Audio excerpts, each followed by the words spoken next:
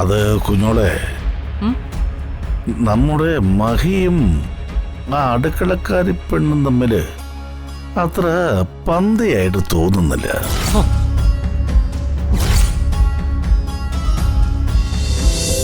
എടോ, ഞാനും വരാം. നിങ്ങൾ ഒറ്റയ്ക്ക് പോയാൽ ചിലപ്പോൾ ശരിയാവില്ല. വേണ്ട, ഞാനും അമ്മയും കൂടെ പോയിട്ട് വരാം. എനിക്ക് ഒരു കാര്യത്തിലേ ഉള്ളൂ വിഷമം. അച്ഛനെ കാണാൻ പോകുന്നു അറിഞ്ഞ സമയം മുതൽ ഒരാൾ അച്ഛന് ഇഷ്ടപ്പെട്ടതെല്ലാം ഉണ്ടാക്കി വെച്ച് കാത്തിരിക്കുക. ഇതെല്ലാം കൂടി ജയിലിൽ കൊണ്ടുപോകാൻ പറ്റില്ല.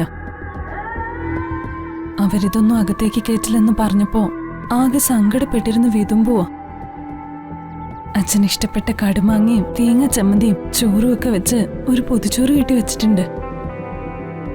അതെങ്കിലും അച്ഛന് കൊടുക്കണം. അതിനുള്ള ഏർപ്പാട് ചെയ്തു തന്നാ മതി. ചിന്നു, ഇതാ ഞാൻ പറഞ്ഞത്, ഞാനും കൂടി വരാന്ന്. എടോ, ഇയാള് വരണ്ട. ഇയാളും കൂടി ജയിലിൽ വന്നാ അത് ആ നിമിഷം തന്നെ രമ മേഡം അറിയും. ഇനി അതിനെ ചൊല്ലി ഒരു കോലാഹലം കൂടി ഉണ്ടാക്കണ്ട. അങ്ങനെയൊന്നും സംഭവിക്കില്ലടോ, ഞാനും കൂടി വരാന്നേ. വേണ്ട, ഇനി ഇയാള് വന്നതിന്റെ പേരില് അടുത്തൊരു പ്രശ്നത്തിന് ഞാനില്ല. അവസാനം എല്ലാം കൂടി അനുഭവിക്കേണ്ടി വരുന്നത് ചന്ദ്രാമ്മയായിരിക്കും.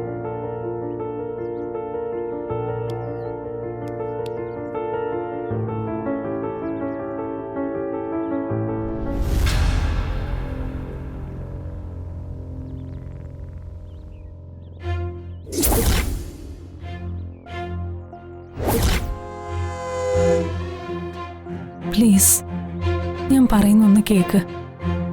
ഇപ്പൊ താൻ വരണ്ട.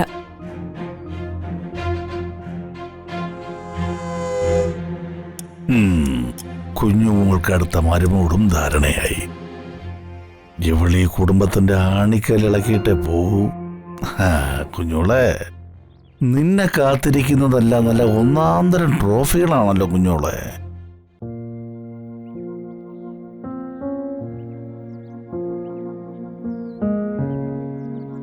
ശരി, ഞാൻ വരുന്നില്ല.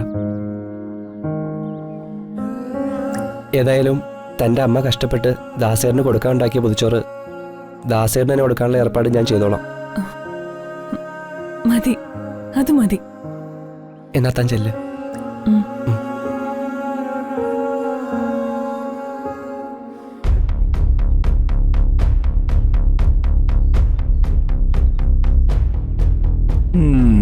ഇതു ഞാൻ മിന്നിക്കും.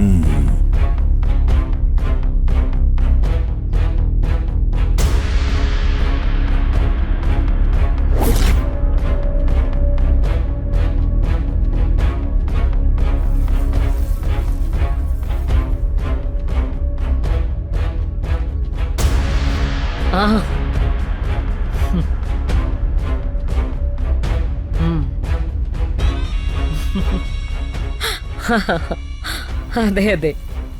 ഓ, അങ്ങനെയാണോ? കുഞ്ഞോളെ, ഫോണിലാണെങ്കിൽ സംസാരം കഴിഞ്ഞിട്ട് മതി, ഞാൻ പിന്നെ വരാം. അതിനെന്താ, നിങ്ങൾക്ക് എപ്പോ വേണമെങ്കിലും ഇങ്ങോട്ട് വരാല്ലോ. ഒന്ന് വന്നിട്ട് പോയതിന്റെ ക്ഷീണം ഇതുവരെ തീർന്നിട്ടില്ല. അതിനിടയിൽ ഇനി ആരെയാണാവോ ഓടിച്ചു വരുത്തുന്നത്. കുറച്ചു നാളായില്ലേ നമ്മൾ കണ്ടിട്ട്. അവരുടെ മുഖമൊക്കെ ഞാനങ്ങ് മറന്നു. അതെ, തീ പിടിച്ചതാ. കാര്യസ്ഥനായി നിന്ന ശിവദാസനാണ് അത് ചെയ്തത്. ഈശ്വര, വല്ല സീമയിക്കാരോ? ഈ വീട്ടിൽ എന്ത് നടക്കാനും ഒരേ ഒരാളുടെ സമ്മതം മതി, ഈ രമാദേവിയുടെ. ഓ, അപ്പോ ഇത് സിബിഐ നല്ല.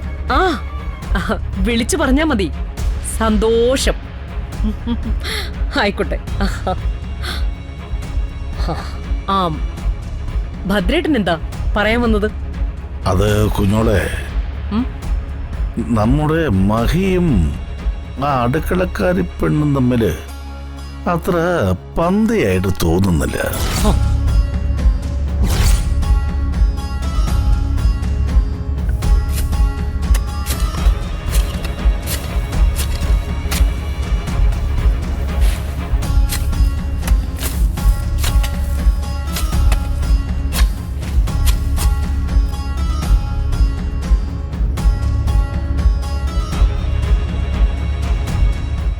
സർ, ഞാൻ ശിവദാസന്റെ മകളാ. ഉം. അച്ഛനൊന്ന് കാണണമായിരുന്നു. ഇവിടെ നിൽക്ക്.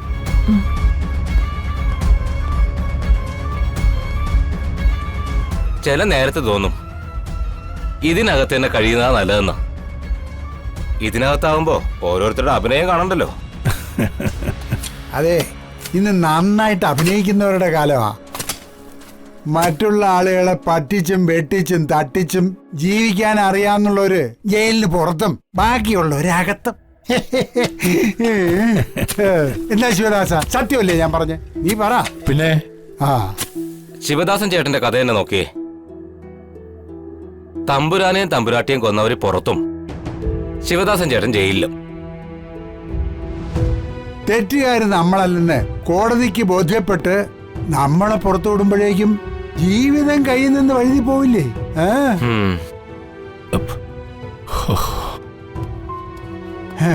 മരവിച്ച മനസ്സുമായിട്ട് ജയിലിൽ നിന്ന് പുറത്തിറങ്ങുന്നത് നമുക്ക്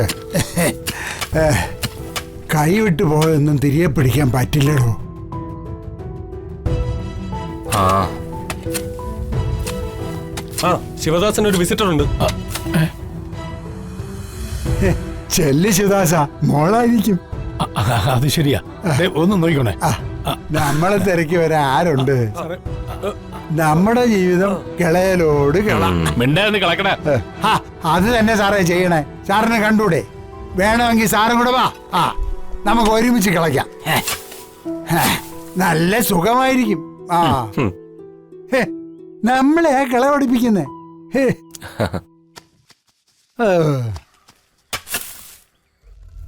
അടുക്കളക്കാരിയെ സൂക്ഷിച്ചില്ലെങ്കിൽ അധികാരത്തിലേറുന്നൊരു ചൊല്ലുണ്ട്.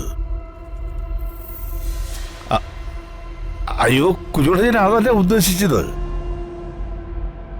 മഹിയും ആ ചിന്നുമായിട്ടുള്ള ബന്ധം ഇങ്ങനെ പോയാല് മിക്കവാറും അവള് മഹിയെ അടിച്ചെടുക്കും. ചെറുക്കിനെ മയക്കെടുക്കാനേ രണ്ടും തുനിഞ്ഞിറക്കിയ അവര്. അവളുടെ അസുഖം എനിക്ക് മനസ്സിലാവുന്നുണ്ട്. അവളുടെ അസുഖത്തിനുള്ള മരുന്നാ ഞാൻ കുറച്ച് മുമ്പേ കുറിച്ചത്. എന്താ കുഞ്ഞോളെ നീ പറയുന്നേ? അവളുടെ അസുഖത്തിനുള്ള മരുന്ന് കുറിച്ചെന്നോ? എനിക്കൊന്നും അങ്ങോട്ട് മനസ്സിലാവുന്നില്ല. മനസ്സിലാവുന്ന ഭാഷയിലൊന്ന് പറയേ. ഭദ്രേട്ടാ, മഹിയെ ഞാൻ കയറ് കെട്ടി തളച്ചിടാൻ പോകുന്നു. മഹിയെ കയറ് കെട്ടി തിളച്ചിടാൻ പോകുന്നോ? മഹി എന്താ പശുവോ കളയോ മറ്റോ കയറ് കെട്ടി തിളച്ചിടാൻ? എനിക്കൊന്നും അങ്ങോട്ട് മനസ്സിലാവുന്നില്ല. ഭദ്രേട്ടാ, മഹിയുടെ കല്യാണം അങ്ങ് ഉറപ്പിക്കാൻ പോന്നു. പിന്നെ അവൾ അവന്റെ പുറകെ നടക്കില്ലല്ലോ. മഹിയുടെ കല്യാണം ഉറപ്പിക്കാൻ പോകുന്നു? ആരാ കുഞ്ഞോളെ പെണ്ണ്? അതൊക്കെ ഭദ്രേട്ടൻ വഴിയെ അറിഞ്ഞാ മതി.